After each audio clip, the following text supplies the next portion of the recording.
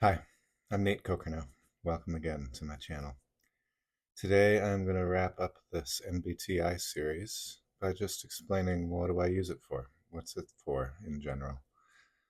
To me as a therapist, I use the MBTI system basically for pointing people towards their strengths, to really uh, divert their focus, divert their attention towards their strengths. The polarity system, the understanding that your third function, your 10-year-old, is going to basically suffer because you're good at the second function, and your fourth function is going to be sufferable because you're really good at your first function. It explains why you're not great at the things that you're not great at, as well as why you're great at the things that you are great at.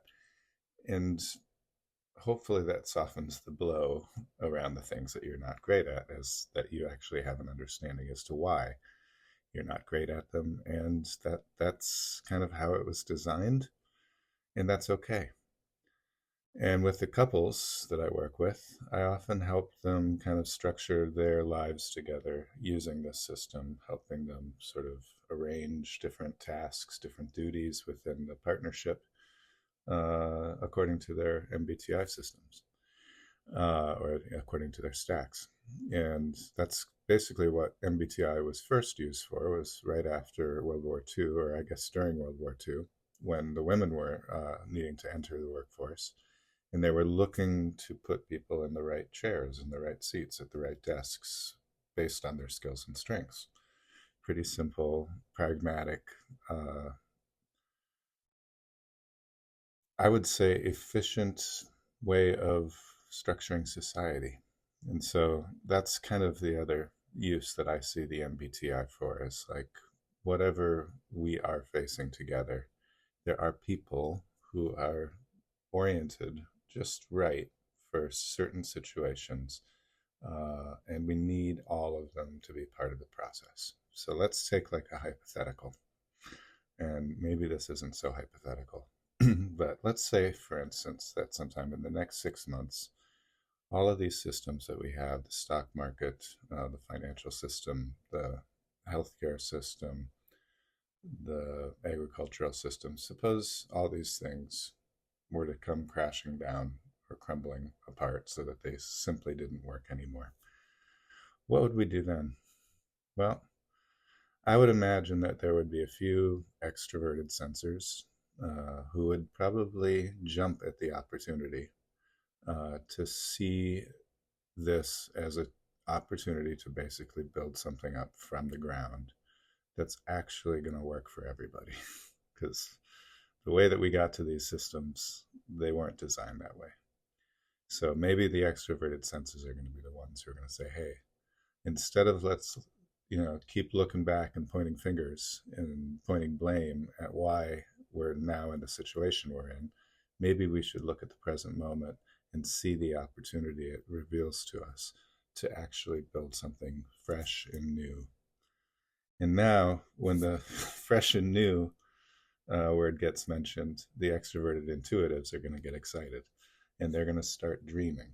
And they dream big. They don't have any limits on their dreams. They just like to go explore. And they're going to be the ones who come up with the ideas. They're the ones who are going to have the downloads that are going to be really out of the box thinking. And then we're going to need some introverted intuitives who are more, basically have that same intuitive reaching out, but all for the purpose of distilling it down to some truth which we could use for future vision, or for fulfilling future vision. We're going to need the NIs, the introverted intuitives, to help rein in those NE wild dreams, bring it back to reality, something that's actually going to be useful moving forward. And it's also going to be the NIs, the introverted intuitives, who can kind of simulate and see where things are going ahead of time and give us warnings, because they are kind of the Cassandras among us. They're going to be the ones who are going to see like problems that might be arising in the future and steer us away from them. But we're also going to need extroverted thinkers. These are the people who really are comfortable with wielding power, and know how to do it efficiently. They know how to manage the resources. They probably know best how to delegate different tasks to different people. These are all things that people in power positions are comfortable with doing. I can imagine that they would be very useful for just the efficiency of the operation. We would also need the introverted sensors to basically help us implement it. They're the ones who have a knack for coming up with procedures to implement things that are efficient, and they're quick learners. And they're also going to be the ones who remind us, like, hey, this looks like a trap that we stepped into back in 1940, where we made the same mistake and this is where it landed us. So they're going to be the ones who kind of caution us as we're moving forward. And then we're going to have the introverted thinkers, which are the accuracy seekers. They're the truth seekers. And I think that, that general idea that if we do actually align ourselves with the truth of how things work, we're going to be more harmonious. We're going to be more in the flow with the world, with life. It's the introverted thinkers who are basically the ones who are insistent on keeping us aligned with the truth. So we're going to need them too. Finally, we're going to need the introverted feelers like me to just make sure that the whole system, the whole process in general remains in integrity, that we're not going outside of our values or compromising any of our principles. And that we're remaining authentic to ourselves along the way.